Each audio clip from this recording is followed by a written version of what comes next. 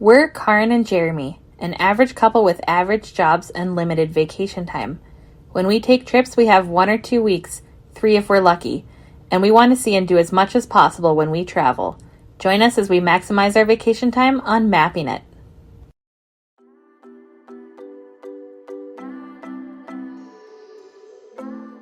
We just got to the Minneapolis airport, and tonight we're heading to Vegas. But before that, we're going to enjoy the airport lounge with some tasty free food. Our credit card includes a Priority Pass membership, and it gives us free access to lounges around the world, which definitely makes travel days a little nicer.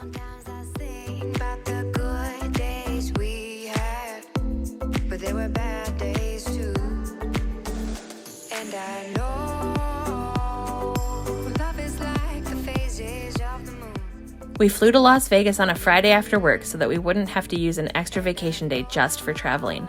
We arrived in Vegas pretty late and picked up our rental car.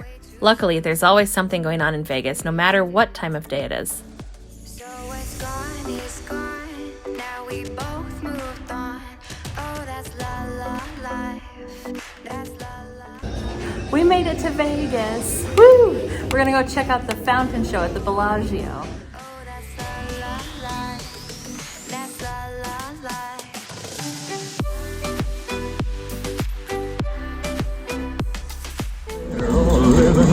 We're at the Bellagio Fountain Show. What do you think?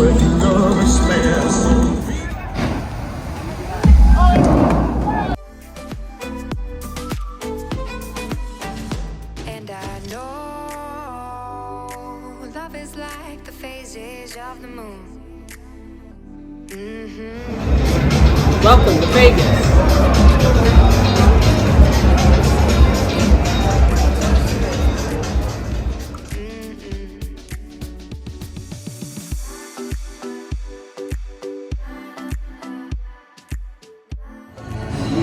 We're in Eataly in Las Vegas, and they have a ton of different Italian foods and products you can buy here. Right behind us, there's like incredible truffles that you can buy by the pound. And then further down, there's selections of meats and cheeses and wine. It's extensive, and it definitely fills your desire to go to Italy.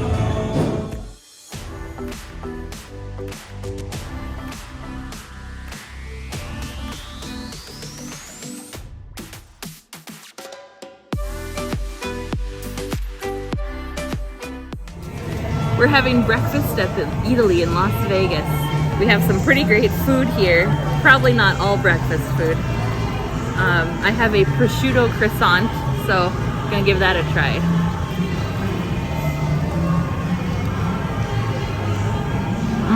Oh my gosh, that is really good. I got a cornetto alla crema, a croissant filled with cream.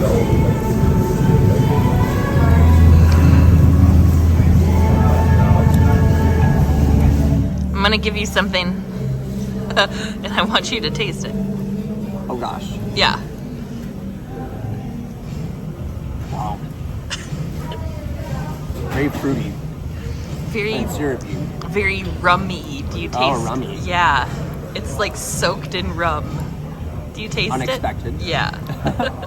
So we have, I don't remember what this is called, but it's a little puff pastry. It looks like it has sugar crystals on top. A pretty sturdy whipped cream. It's not scooting out when you pinch it. And there's some sort of curd underneath. I don't know if it's lemon or vanilla, but it looks very good. Let's give it a try.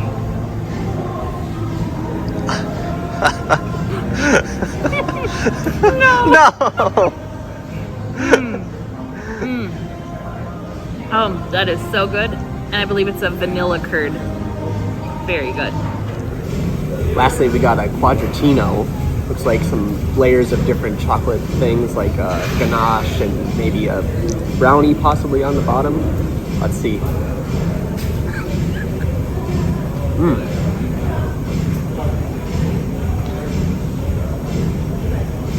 It's actually a lot lighter than you'd expect. It's got a nice crispy layer in the middle for some texture. Very chocolatey though. We only spent 12 hours in Vegas, including sleeping, but we had a great first taste of the city and can't wait to come back. Welcome to Vegas! We're at the famous Welcome to Las Vegas sign. We just spent 12 hours in Vegas and we're on the way to our adventures in Utah and Arizona. We got on the road at about 9 a.m. heading for Zion National Park. We made 2 pit stops along the way. The first, the Hoover Dam. We're heading to the Hoover Dam. Can't wait to see it.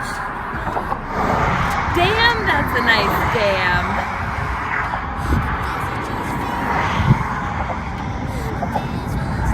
It's the Hoover Dam. So calm and peaceful and filled with traffic and people. You could easily spend half a day at the Hoover Dam if you do one of the guided tours.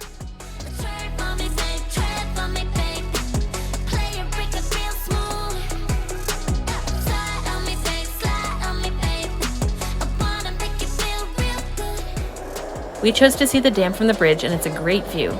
Then we drove over the dam and saw it from the backside too.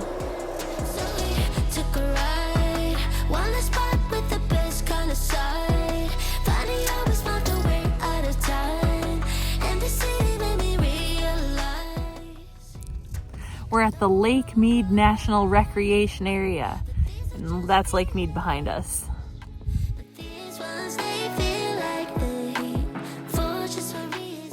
Our second pit stop was Valley of Fire State Park. This place was incredible. Be sure to bring cash to pay for the park entrance fee. We made it to Valley of Fire State Park. Let's explore.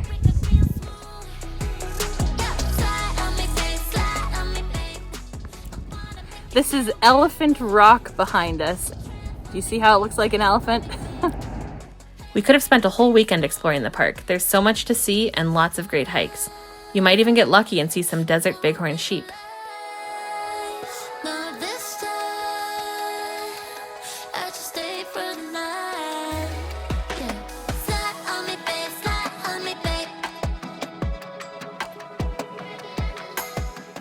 We're at the Valley of Fire State Park. We found our first cactus. Ouch.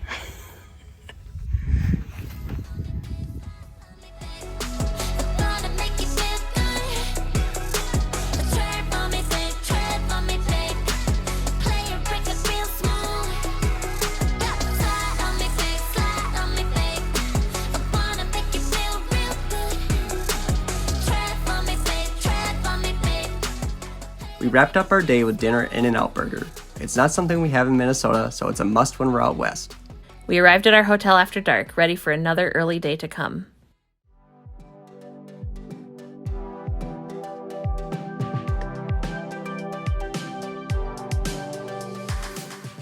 We're at Zion National Park today and it's sunrise. We got here right away. But it's already super busy. We're gonna go wait for the shuttle bus, but there's a super long line. It's like a 20-minute wait. The buses haven't even started yet. And we're gonna go explore.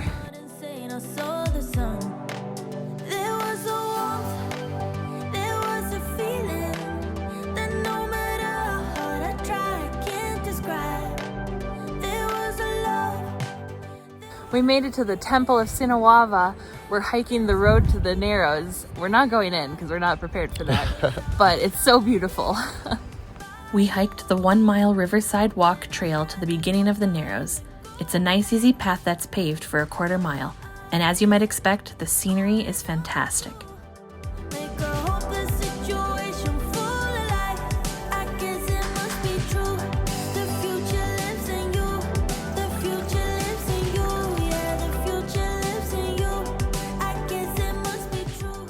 We made it to the entrance of the Narrows. From here, if you have the proper gear, like waders and waterproof shoes, you can walk the river behind us for miles and miles. We hiked back to the Temple of Sinawava and took the shuttle bus to Big Bend. Oh, look at cactus. Ouch. We're at Big Bend at Zion National Park, and behind us is White Throne. And then up here is Angel's Landing, and you can hike this, but it's closed today. Our original plans for the day were foiled because Angel's Landing was closed for trail maintenance. It's a pretty dangerous hike that has become very popular in recent years. It's gotten so busy that you now have to apply for a permit to hike it, and it's a lottery system, so even if you apply, you might not get the permit. We got back to our car and drove through the Zion Mount Carmel Tunnel to the trailhead for the Canyon Overlook Trail. This is a really popular trail, and it's very hard to find parking.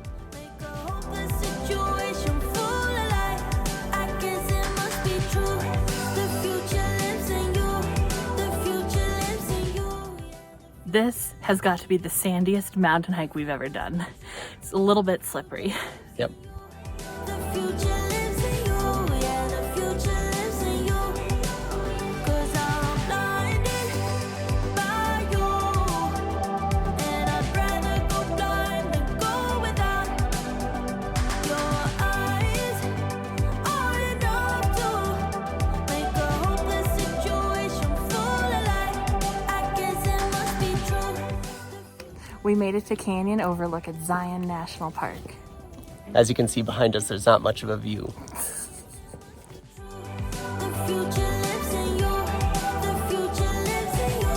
Yeah, the future lives in you.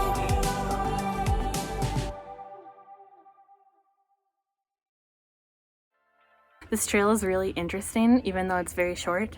It's only about a half mile to the viewpoint and a mile round trip. The elevation gain is 163 feet. Halfway through, there's a really cool cave that you get to explore.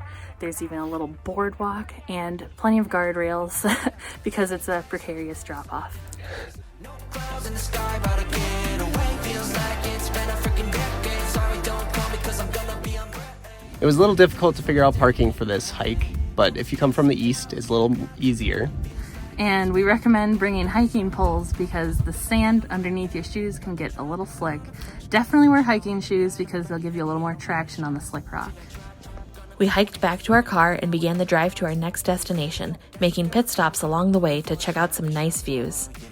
We're at the Checkerboard Mesa in Zion National Park. And you can really see the checkerboard effect with the snow. Company, they all wanna welcome me to their private penthouse suite. Yeah, now I got the key. Rooftop pool, got a heli on speed. Ocean view from the highest peak. I'm complete. Oh, I want this to stay. Please don't go away. Yeah, sunny days, sunny days, sunny days. No clouds in the sky, about to get away. Feels like it's been a freaking decade. Sorry, don't call me 'cause I'm gonna be on break.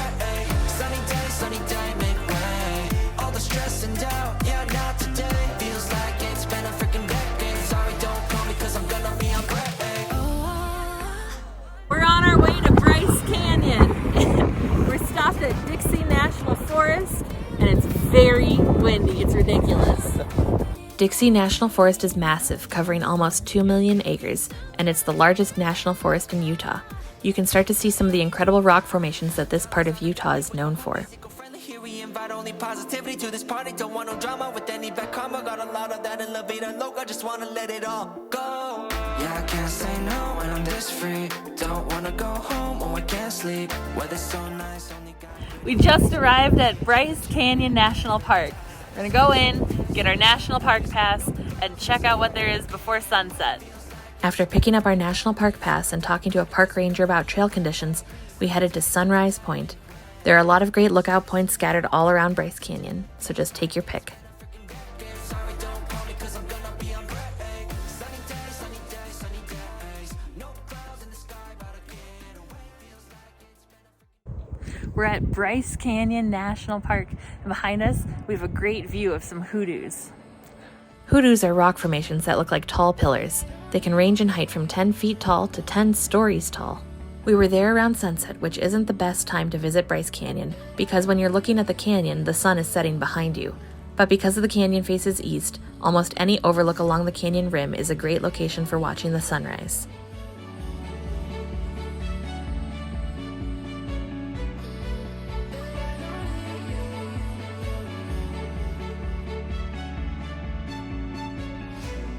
We're at Bryce Point, and we're blown away by the views.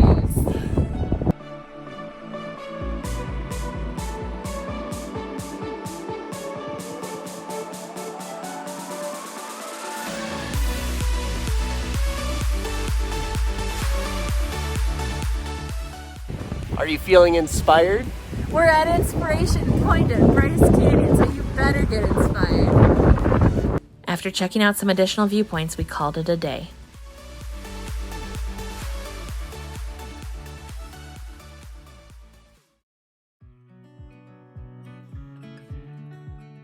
Our day started around 4 a.m. when we woke up to go stargazing. Bryce Canyon National Park is an international dark sky park, and is known to have exceptional stargazing. The park has made efforts to reduce its light pollution at night, limiting the number of outdoor lights that are on after dark. And as a result, you're able to see thousands of stars in the sky with ease, and if you're lucky, you can even see the Milky Way. We took a break to warm up and get breakfast from our hotel in town before heading back into the park to hike. Good morning from Bryce Canyon. We got up bright and early to hike the Queen's Garden Navajo Loop Trail.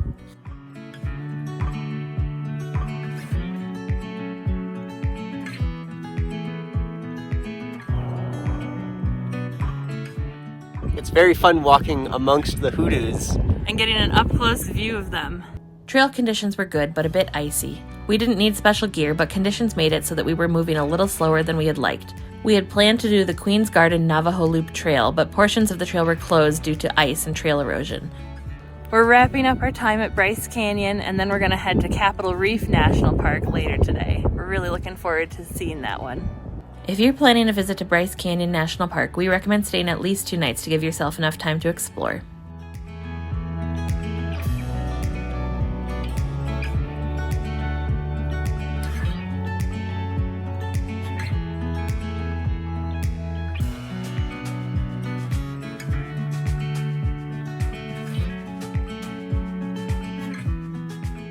We're driving along Scenic Byway 12 in Utah to get to Capitol Reef National Park. It's a long drive from Bryce Canyon to Capitol Reef. We chose to drive along Scenic Byway 12, which is a less direct route, but filled with incredible landscapes. Our progress was very slow because we kept stopping to take pictures. Welcome to Grand Staircase Escalante National Monument. We're passing through on our drive along Scenic Byway 12. Grand Staircase Escalante National Monument covers 1.8 million acres of land in southern Utah. They are remnants of ancestral Puebloan and Fremont peoples whose descendants are part of various Native American tribes today. This area is also known for fossil excavation and has proven to be indispensable and filled with information about the dinosaur era. Due to the monument's size, it continues to be a great resource for scientific exploration as well as a great place for recreation on public land.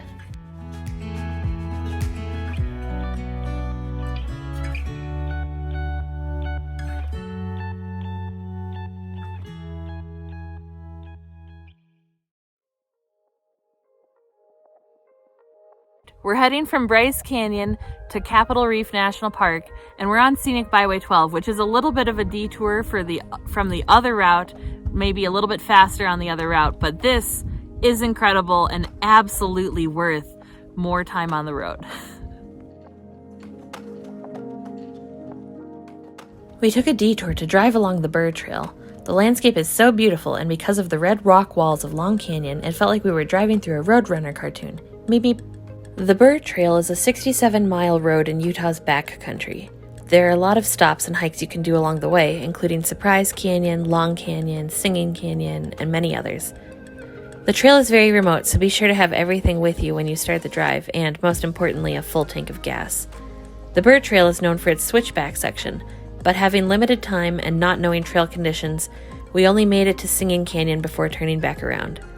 We're really looking forward to visiting again in the future and driving the full length of the trail. Let's go check out a slot canyon.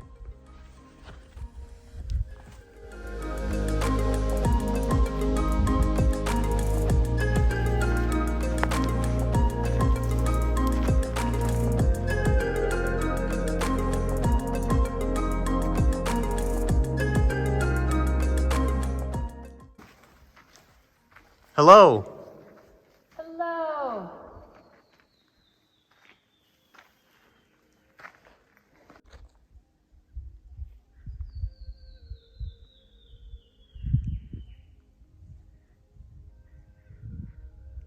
Welcome to Singing Canyon on the Bird Trail.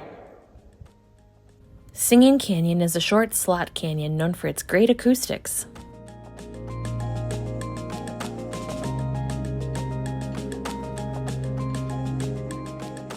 We got back on the road to continue our drive to Capitol Reef. We went from driving through warm sandy desert to cold snowy mountains. Utah just keeps surprising us with its beauty. This is incredible. When planning your trip, be sure to add on extra time to whatever Google Maps says. It'll take you longer than you think. It took us a lot longer than we anticipated to get to Capitol Reef because we kept stopping to admire the views, but we finally made it. We made it to Capitol Reef National Park. The landscape here is beautiful. Jeremy thinks Capitol Reef has no good views. What do you think? Capitol Reef is filled with cool rock formations. It's really interesting to see the different layers of rock in the mountains. And there are a lot of great hikes to do here, too. Or you can explore the area around the Gifford House like we did. Well, we're at Capitol Reef National Park, and we came to the Gifford House, which is known for their fresh-baked pies. And it's Pie Day today. But we got here late, and they were sold out. So we got little cups of ice cream instead. It'll have to do. There are orchards near the visitor center and the Gifford House that are remnants of a pioneer settlement from 1880 and still produce fruit to this day. If you come during the harvest season, you can even pick your own fruit off the trees. Just be sure to pay for what you take. The Gifford House is an old farmhouse that has been converted into a shop selling local handmade items, including their famous pies. Their pies are known to sell out, so get there early.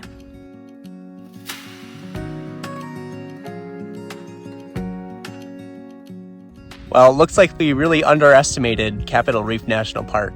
This place is the least visited of the mighty 5 national parks in Utah, and we did not allow enough time here. There's a lot to see and do at Capitol Reef. Aside from exploring the orchard, there are many hikes and scenic drives you can take. Having gotten there in the afternoon, we were short on daylight. We weren't planning to spend the night in the area, and we still had a long drive ahead of us. We definitely underestimated how much we'd enjoy this park, and knowing what we know now, we'd plan to stay at least 2 nights in order to have a full day exploring.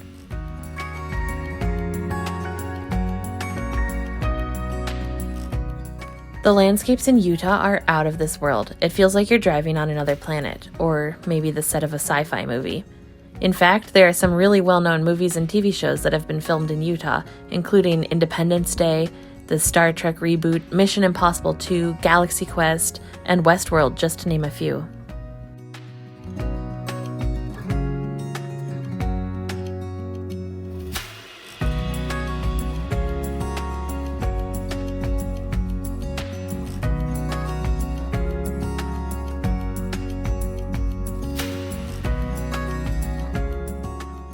After a few more detours to enjoy the scenery, we made it to our final stop of the night, Moab.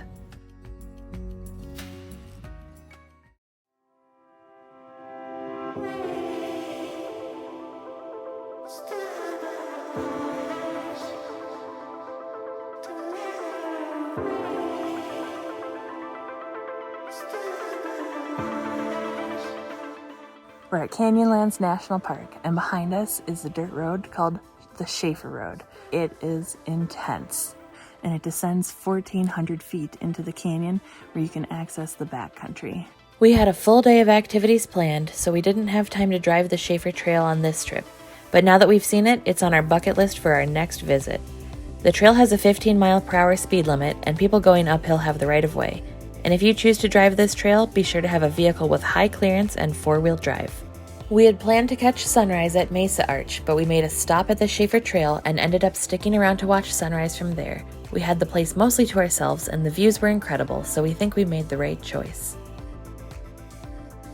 Driving in Utah has been really fun. The roads are well maintained, and they're pretty interesting to drive. Got a lot of zigzaggy roads, some switchbacks, very interesting scenery all over the place. Nothing is disappointing.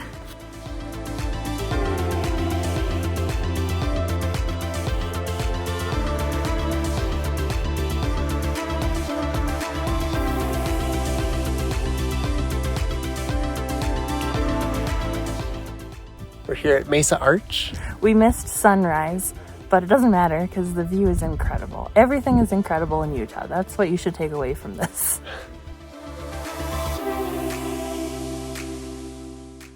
Mesa Arch is 27 feet long and is right at the edge of a cliff. And although it might be tempting, don't walk on the arch. The hike to get here was really short. I think it's about half a mile round trip, and it's so worth it. It's a loop trail, and we chose to go counterclockwise. If you go this direction, you'll have a little bit of uphill walking in the beginning, but the route back to the car will be mostly downhill. Well, we just finished up at Mesa Arch. It was really pretty, and we had the place pretty much to ourselves. We wanted to come for sunrise, but we're very glad we didn't because we saw so many people leaving the arch as we were coming. They were all there for sunrise, and it would have been packed. We would have had a hard time getting any good photos. So here's our tip. Come after sunrise, maybe about half an hour after sunrise, and you'll have the place to yourself. The trails aren't always easy to find, but this is a trail marker, so when you see these, you know you're going the right way. We really enjoyed Mesa Arch and spent around half an hour taking in the views. Including hiking time, we probably spent around an hour here and didn't feel rushed. Hey look, a cactus. Ouch.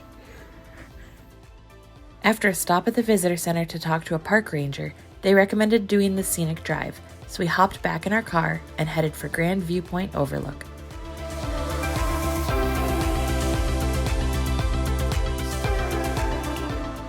We're at the Grand Viewpoint Overlook at Canyonlands National Park. It's part of the Island of the Sky portion of the national park. It was about a 20-minute drive to get here from the visitor center, and the views are spectacular. Behind us, you can see an incredible canyon, and it's about 1,400 feet below where we are, and it was carved by the Colorado River. You can drive along the road that crests the rim if you have a four-wheel drive, and it's about a 100-mile drive, and you can go backcountry camping, but you need a permit for that. We're not about to undertake that today. Canyonlands National Park spans over 300,000 acres of land and is divided into 3 different sections. The Island in the Sky district of the national park is the easiest to visit, and 76% of all park visitors go to this district. We are at Candlestick Tower Overlook. You can see it behind us. Island in the Sky has many scenic viewpoints and is easy to explore by car. The Needles district is the second most visited region and sees around 20% of park visitors, and it's a great place to go hiking. The last region of the park is called the Maze and only sees around 1.5% of park visitors. It's very remote and difficult to explore, but rewarding for those that make the journey. We're hoping to do some hiking in the Needles district the next time we visit Canyonlands. We made it to Dead Horse Point State Park, which is a pretty terrible name for a state park if you ask me, but the views are supposed to be worth it. If you only do one thing at Dead Horse Point State Park, you should take the scenic drive out to Dead Horse Point. The views overlooking the desert landscape and the Colorado River are fantastic. There are also hiking trails that follow the east and west rims of the mesa and have great views of the canyon below.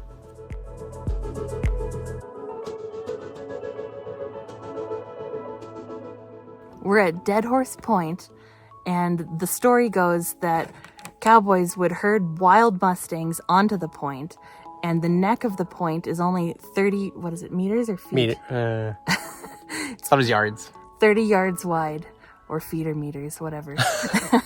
and so it was very narrow, and they would leave the mustangs out there. They would take the ones that they wanted to keep and bring them with them, and then they would put a barricade across of like sticks and rocks and whatever across the neck to block the neck, and the horses that remained on the point would just starve and die, and therefore it's called Dead Horse Point. According to the park website, this only happened one time. Typically, the horses that weren't chosen would be set free. It's an unfortunate story, but because of the park's name, those horses will be remembered forever. Don't let the name deter you. The park is worth a visit for some fantastic views. We got back in our car, heading towards Moab to see our second national park of the day and enjoying some beautiful scenery along the way.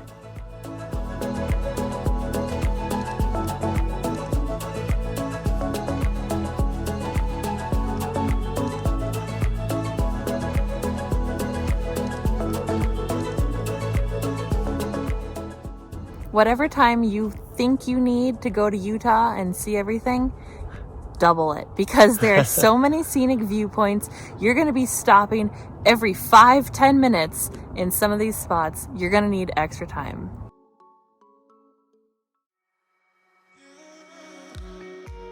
We made it to Arches National Park. This is the last of the Mighty Five for us.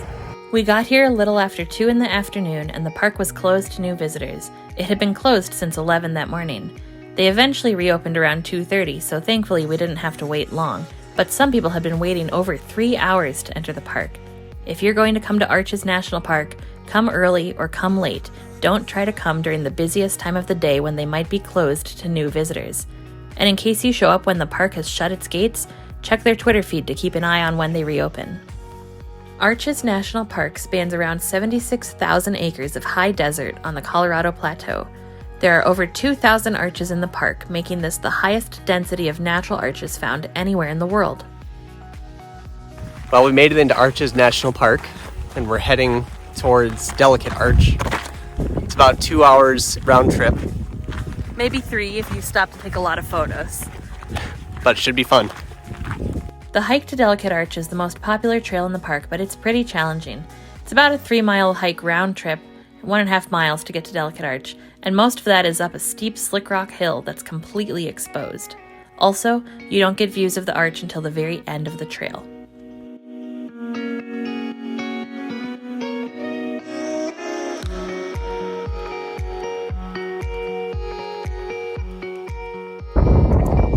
Well, we're hiking the trail to Delicate Arch.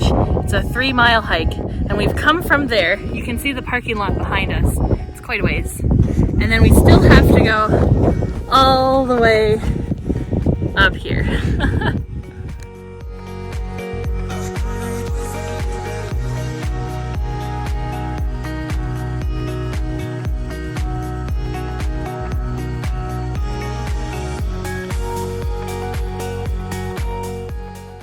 At the top of the hill, the trail levels out, and once you reach the narrow rock ledge, you're almost there. We made it to Delicate Arch. Woohoo! With the sun and the heat, this wasn't an easy hike, but we're glad we did it because you just can't beat that view. Delicate Arch is 46 feet high and 32 feet wide, making it the largest freestanding arch in the park. We found a spot on the slick rock to sit back and enjoy the view for a while. Well, we just finished up at Delicate Arch, so let's go.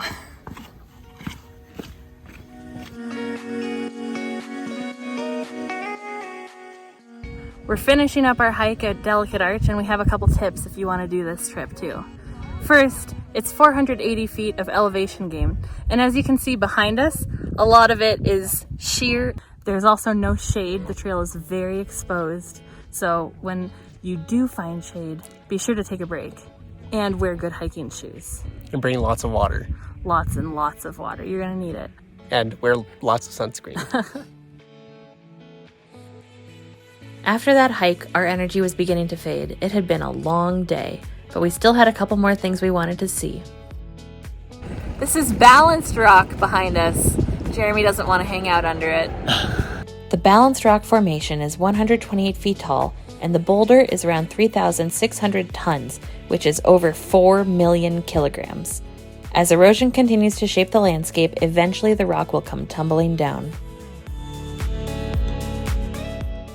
Come with us to Double Arch. Let's go. It's an easy, mostly level trail to get to Double Arch. At 112 feet tall, Double Arch is the tallest arch in the park. It has a span of 144 feet, making it the second longest arch after Landscape Arch. This is Double Arch behind us, and it was used in an Indiana Jones movie. Double Arch was featured in the opening scene of Indiana Jones and the Last Crusade.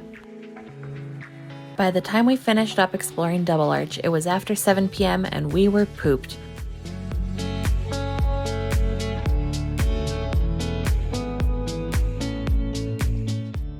We headed into Moab for some tasty barbecue from Spitfire Smokehouse.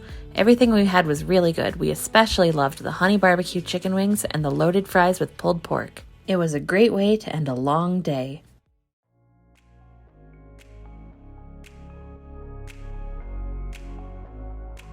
Well, we finished up our time with the Mighty Five, exploring the national parks in Utah, and we're gonna head south. We're gonna stop at the Four Corners first, and then head towards Monument Valley.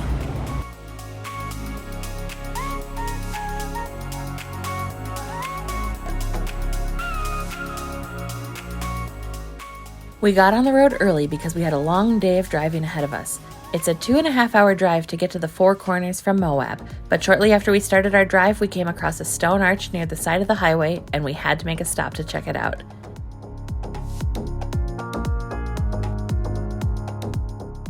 There are pullouts on both sides of the road and a short trail that you can hike to get up close to the arch. After that quick pit stop, we got back on the road.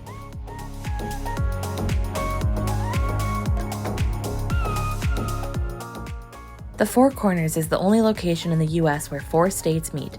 You'll have to pay a fee when you enter. The National Park Pass doesn't cover the entrance fee because the Four Corners Monument is administered by the Navajo Nation. We're at the Four Corners where Utah, New Mexico, Colorado, and Arizona meet. And it's really cool. You can stand in the center and be in 4 places at once. New Mexico, Colorado, Utah, Arizona. It wasn't very busy when we visited, but we did have to wait in line to take our photos. There are also vendors selling art and jewelry that's handmade locally and makes great souvenirs. If you're lucky, there might also be a couple food trucks selling Navajo tacos. There weren't any when we visited, so we backtracked slightly to get some from a local restaurant for lunch.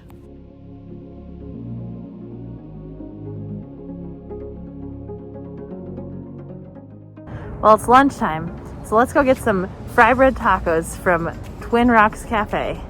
What are you eating? A Navajo taco What kind? with chicken and green chili. Nice. How is it? It smells good. Yeah, it does.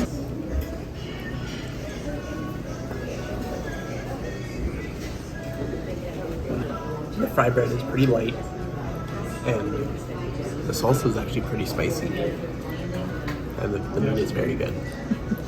Does it have beans in it? Yes, but I don't think I've had too many. I have a fry bread taco with pork carnitas. Looks very good. Unfortunately, it has beans, and I thought I was getting something without beans. There's a lot of beans. Big bite.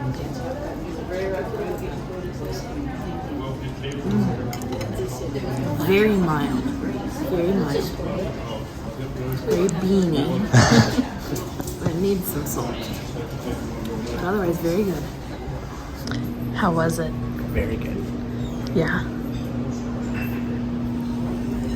After lunch, we got back in the car to drive 40 minutes down the road to Valley of the Gods. Valley of the Gods is filled with incredible sandstone rock formations, just like what you can see in Monument Valley.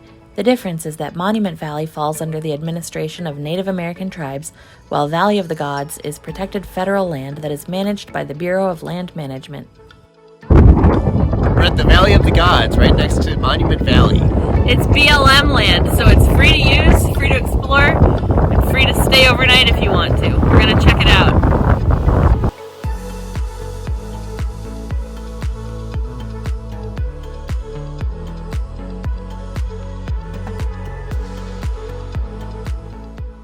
There's a 17-mile gravel road that runs through the Valley of the Gods, and it's pretty well maintained. There are some steep parts, and if you're coming during off-season or shoulder season, you might want to consider having a 4-wheel drive vehicle with high clearance, because there might be some spots that are more difficult for a standard car to handle. We found some buttes and monuments in Valley of the Gods, and they're pretty impressive. And beautiful.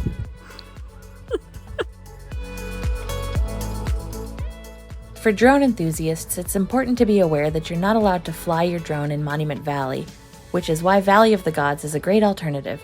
Because it's on BLM land, you can fly there and get some great views of the rock formations up close.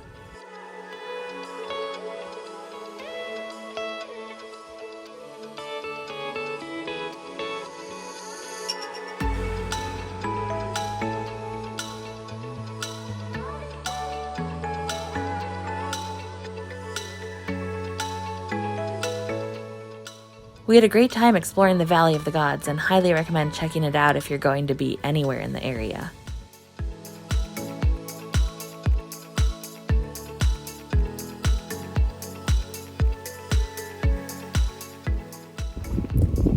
We're at Gooseneck State Park. 1,000 feet below us is the San Juan River carving its way through this canyon. Gooseneck State Park encompasses an area of the San Juan River where the river meanders back and forth, carving goosenecks in the rock. The water in the river travels a distance of 6 miles as it winds its way through the canyon, but it only advances 1.5 miles linearly. You have to pay a fee to enter the park, but the views make it worth the stop. With storm clouds looming threateningly on the horizon, we got back in our car to head to our most anticipated stop of the day, Monument Valley. The first location we stopped was just a pullout on the side of the road. This is a really popular spot to stop, and everyone wants to get a picture in the middle of the road, so you'll have to be patient if you want to get your shot. We made it to Monument Valley. This is where Forrest Gump finished his run across the country. You also have to be careful because you're standing in the middle of the highway and cars don't have to stop, so look both ways before you go. I'm pretty tired. I think I'll go home now. This spot wasn't too busy, but it still ate up a lot of time. If you're traveling during peak season and you want a shot without other people in it, be prepared to wait. You will definitely have better luck if you come early in the morning or later in the day.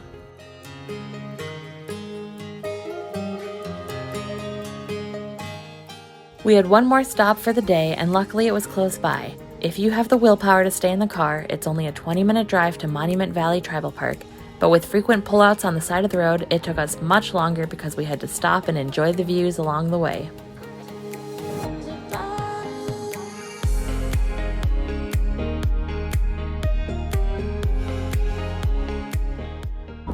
We're at a viewpoint in Monument Valley at Navajo Tribal Park for sunset. It's Pretty beautiful. windy. And beautiful. We parked at the Tribal Park Visitor Center and enjoyed this incredible view just steps from our car. At the Visitor Center, there's a gift shop, restrooms, and a restaurant. When you enter the Tribal Park, you can pay to drive the 17-mile loop that takes you up close to many impressive sandstone formations. Entrance to the loop drive is on a first-come, first-served basis, and we arrived later in the day after the drive had closed, so we just relaxed and enjoyed the sunset views. It was a great way to end another long road trip day.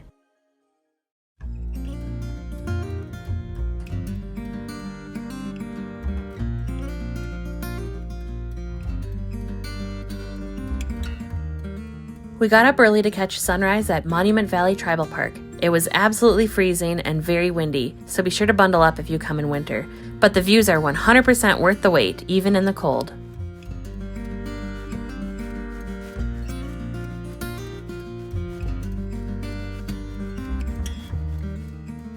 If you're planning a trip to the Mighty Five or the Grand Canyon in March, definitely bring warm weather gear because it can be very cold.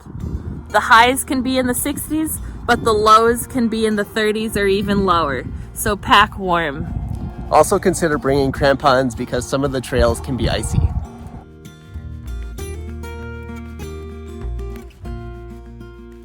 After sunrise, we got on the road to head to Horseshoe Bend near Page, Arizona.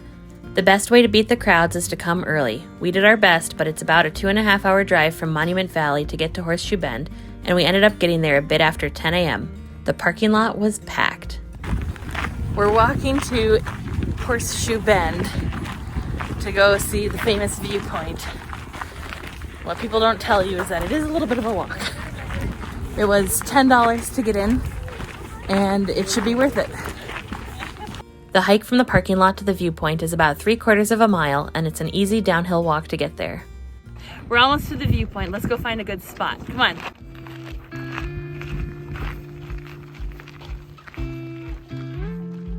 Horseshoe Bend is part of Glen Canyon National Recreation Area, and it's only 9 miles downstream from where Grand Canyon National Park begins. The Colorado River carved its way through the rock, creating about a 1,000-foot deep, 270-degree horseshoe-shaped bend in Glen Canyon. We made it to the Horseshoe Bend Overlook. It's pretty cool.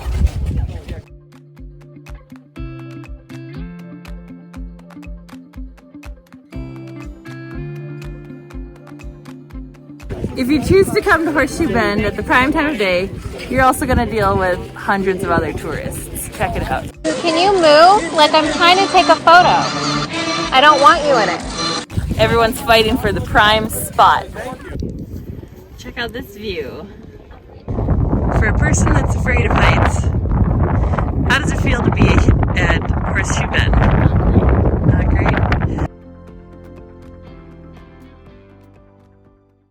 We're at the birdhouse in Page, Arizona, which is known for fried chicken.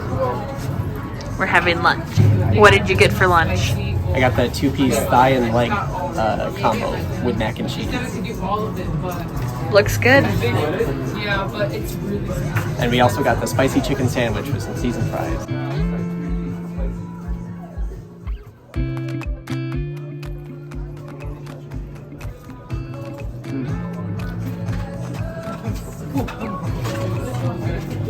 Very juicy, very good. Looks very crunchy. Also, I got it with honey butter, so that's very good.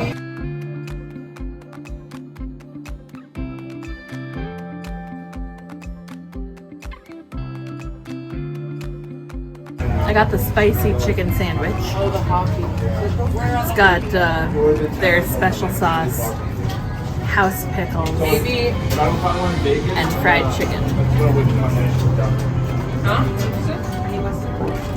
Let's dig in.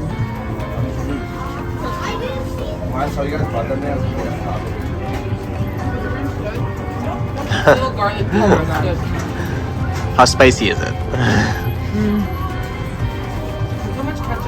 It hasn't hit me yet. How's the sauce? The sauce is really good, kind of tangy. The pickles have that perfect fresh pickle flavor. The chicken is juicy. It's a brioche bun. Oh my gosh, this is incredible.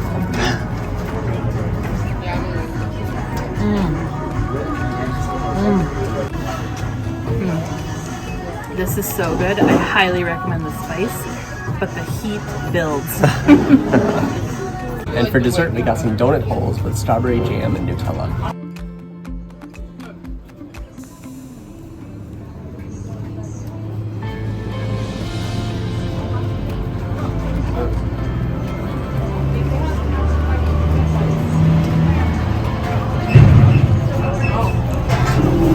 It's very sweet. Very decadent. Pretty crispy on the outside, soft on the inside. Two fish run into a concrete wall, and one looks at the other and says, "Damn." We're at the Glen Canyon Dam in Page, Arizona. This dam creates Lake Powell on the Colorado River. After checking out the views at Glen Canyon Dam, we hopped back in our car for the 2-hour drive to our next destination.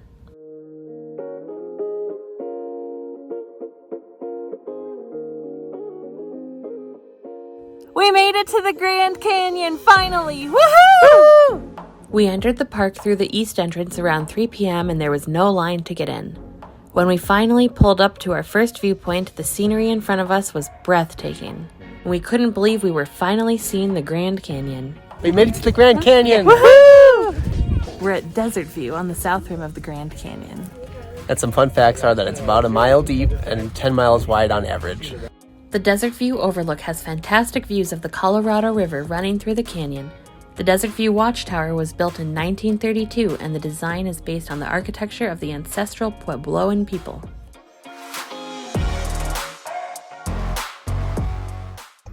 We found some elk at Grand Canyon. If you notice cars pulled over on the side of the road, you might get lucky and spot some wildlife. Pull over with caution. Whatever you do, keep a safe distance from wildlife and never approach them.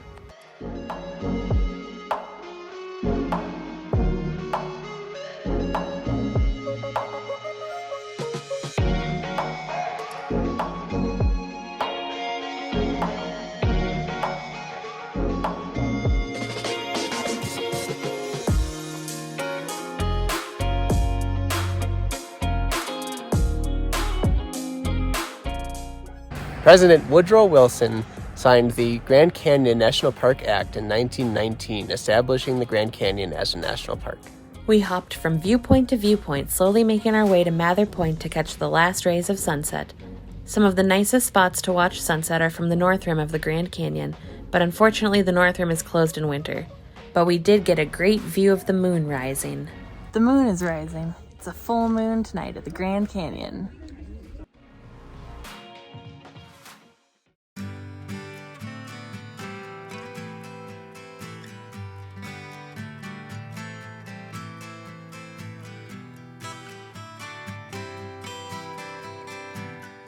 It's just after sunrise and we're about to start the hike on the South Kaibab Trail. Let's see how it goes.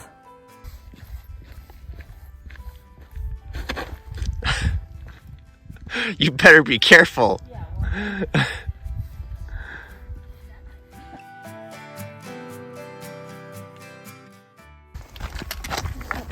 Right there. That is, I guess it's more dirty. You see that guy? There's ice on this side. Oh, yeah. Yeah, you guys, there's ice over on this side.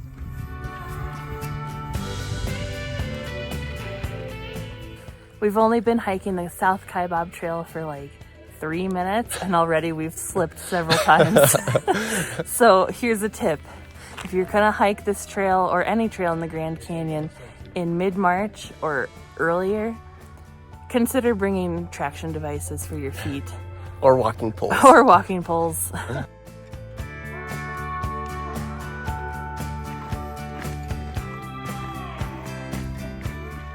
Getting an early start to hiking is key, especially at the Grand Canyon, because it helps you beat the crowds.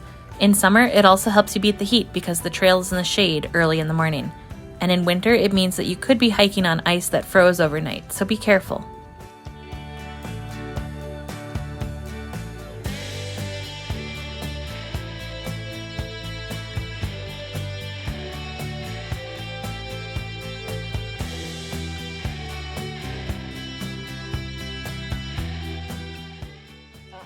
We made it to Ooh-Ah Point. Ooh, ah. The hike to Ooh-Ah Point is just under a mile, and going down really isn't that bad. Going slow because of the ice, it took us a little over half an hour to get here. If you turn around now, it ends up being a 1.8 mile out and back hike. Jeremy likes to slip on rocks and create panic. See what I mean?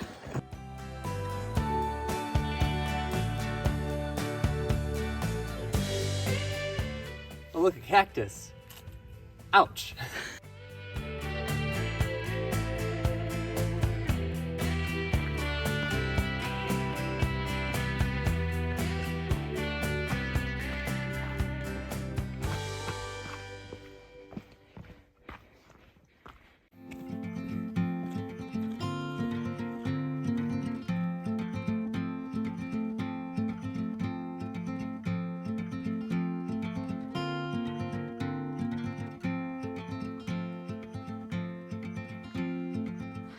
We've hiked about as far as we planned to on the South Kaibab Trail, and now we have to hike all the way back up. I don't know if you can see it behind me, but up there is where we're going. Hiking into the Grand Canyon is pretty easy. Going back up is the harder part. If you turn around when you get to Ooh-Ah Point, it's about 600 feet of elevation that you have to climb back up. And if you make it down to Cedar Ridge, you have to climb about 1,200 feet back to the top. We're about to do the switchback section of the South Kaibab Trail.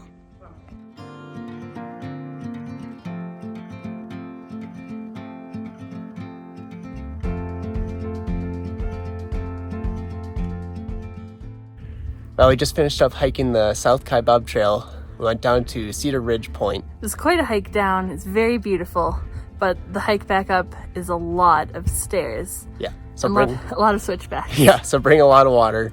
Take it slow. Take it slow. Be wary of the ice if you're hiking in winter. The hike to Cedar Ridge is 1.5 miles. It's a 3-mile round trip hike, and it's equivalent to 112 flights of stairs.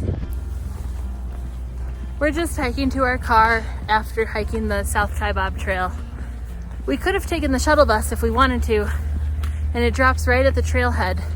Cars aren't allowed to park there, even though there is a parking lot. We didn't really want to wait for the shuttle bus. It runs about every 15 minutes, maybe 30 minutes, depending on time of day. But the hike to the car isn't that far. I don't know, less than half a mile. Yeah.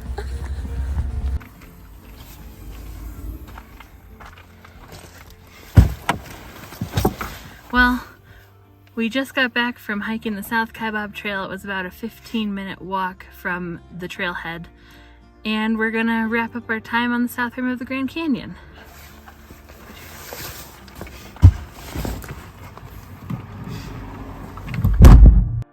We made a quick pit stop for some snacks. We're at the general store near Yavapai Lodge at Grand Canyon National Park. Let's see what we got. They have plenty of pre-packaged options if you just want something to grab and go.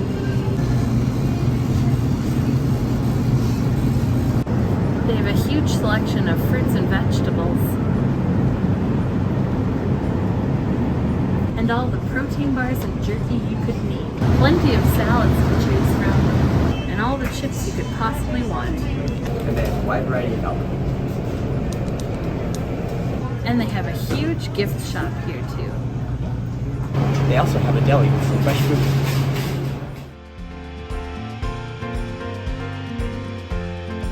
Now we're heading to the Skywalk at Grand Canyon West. It's gonna take us about 4 hours to get there from the south rim.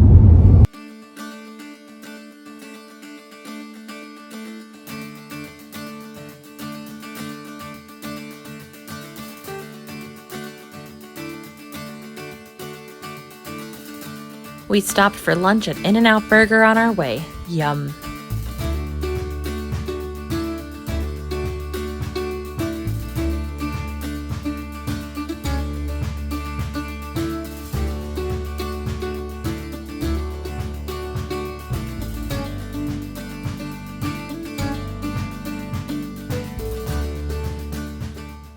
Check out this Joshua tree, isn't it cool? We were surprised by just how many Joshua trees were on the road leading to Grand Canyon West. We've never seen a Joshua tree up close before, so it was cool to get a closer look.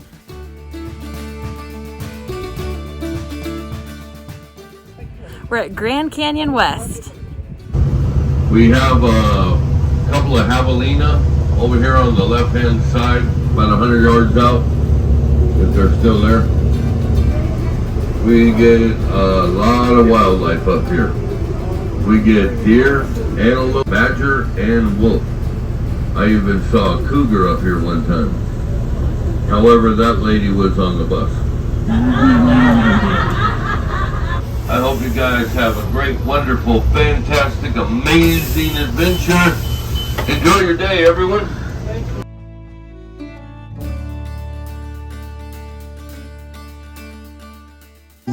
We made it to Grand Canyon West. Do you see the eagle over my shoulder and the rocks? It's pretty cool. Grand Canyon West has several viewpoints that you can take a shuttle bus to. We're at Eagle Point, which is also where the Skywalk is located. You can see it behind us. It juts out over the rim of the Grand Canyon, 70 feet. It's made of glass, and so if you look down on the floor, you can see the floor of the Grand Canyon 4,000 feet below. We paid to do the skywalk and enjoyed walking out on the glass surface. It was cool to see the floor of the Grand Canyon below our feet, but we weren't allowed to take any photos or videos while we were out there. Instead, there were photographers taking photos of people, and you could pay to buy those photos, but we didn't. For what we paid, it was an expensive 5-minute experience that I don't recommend. It's overpriced and not really worth it. If we were allowed to take our own photos and videos on the skywalk, then it might be worth the price. But right now, it's just an overpriced way to charge you extra money for photos. Grand Canyon West is owned by the Wallapai Nation and is not part of the Grand Canyon National Park. It's very pretty here, but here are some tips and things to consider. The entrance ticket is about $60 per person, and it doesn't include the cost to access the skywalk, which is an additional, I believe, $32 per person. So it adds up very quickly if you have multiple people. Also, there's only 2 viewpoints currently open, which might be seasonal, but also something to be aware of. If I had to do this over again, I'd probably skip this, because it's quite a drive to get out here. And we've already seen the Grand Canyon National Park, and those viewpoints are incredible. The one behind us is stunning and breathtaking too. It has a great view of the Colorado River, but there's a lot more hiking opportunities and a lot more types of viewpoints if you went to the Grand Canyon National Park. Something to consider. A couple pros to this location of the Grand Canyon are that if you're coming from Vegas, this is the closest option you have. Also, it has a great view of Joshua trees when you're driving through. They're incredible.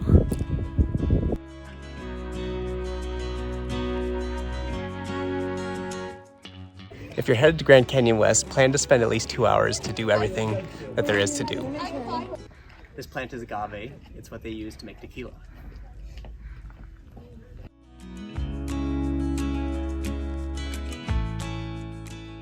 We're wrapping up our time at Grand Canyon West, and next we're headed to Vegas to catch our flight home.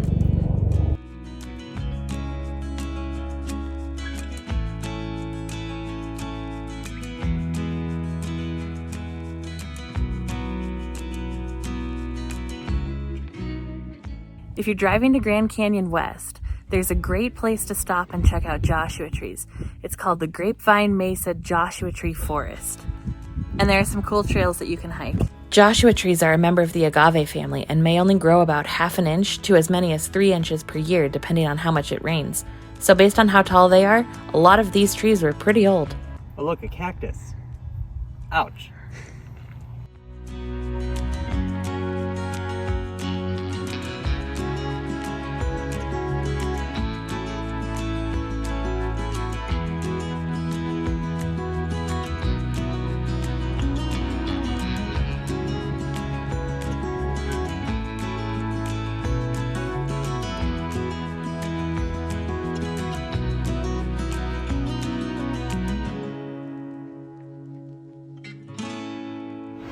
We made it to Eataly in Las Vegas prior to our flight home, and we got a charcuterie board.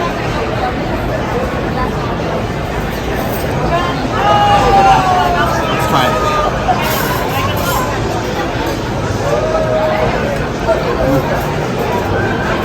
I have marinated peppers.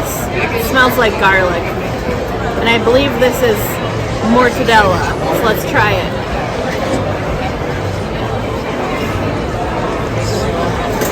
Oh, that is good. We're at Eataly and I got some tasty gelato. I got stracciatella and nocciola, which is hazelnut.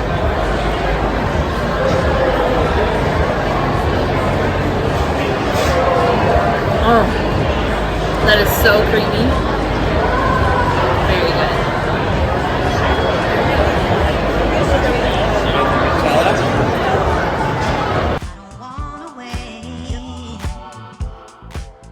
We made it to the airport for our flight home. Going to the Las Vegas Strip for dinner on a Friday night with less than an hour to spare before returning our rental car was a chaotic choice, but overall worth it. Stopping at Eataly before our flight was a bit stressful, but such a fun way to end our trip.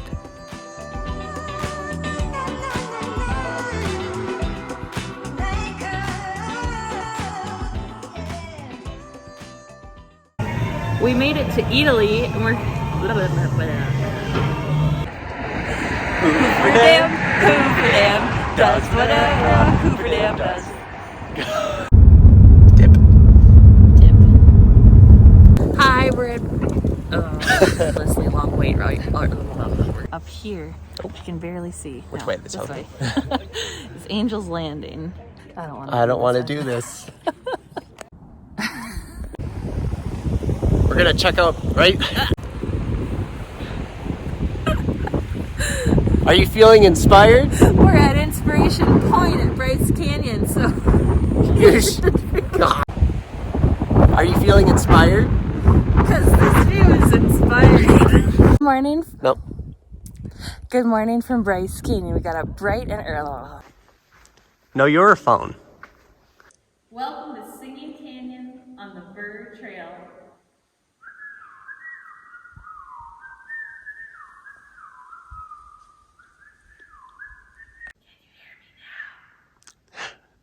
Well, they were sold out of pie on Pie Day Where? at the Gifford House God. at Capitol Reef National Park. Wait, I have to fix my hair. We're at Canyonlands. Driving in route. The roads here are really well taken care of. You gonna say something? I always say something. Or We're in two- the shade. I can't. Karin can't see because there's sun. And that's a Karin. And that's a Karin. And that's a Karin. And if you can guess, we're gonna definitely see some dead horses. Oh, people. Whatever time. Oh my gosh. double arch is 144 feet in. Welcome to Moab! This is the butt. No. Ain't that a beaut? No! Do you have anything? I don't remember what we were gonna say. Not. We're at a viewpoint at. If you're gonna come and travel to Utah or Arizona. My can't arm do is it. in it. We're almost to the viewpoint. La la la la la la la. Gosh, yeah. All right. If you choose to come to Antelope Canyon, Antelope Canyon. I keep doing that. It feels terrible.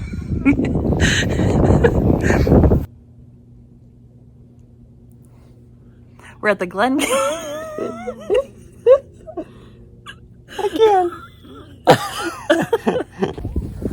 Facts. Yeah.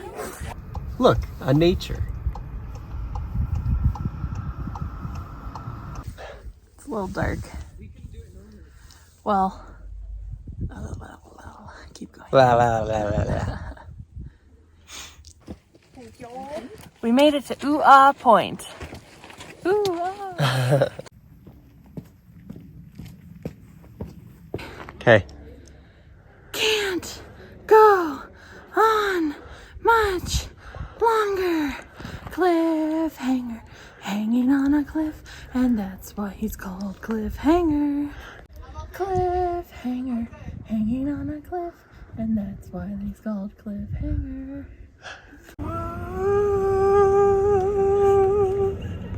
If you're driving, and there are some trails that you can, what do you? Follow. I don't know. Hike. Walk. Hike. Oh, look, a cactus.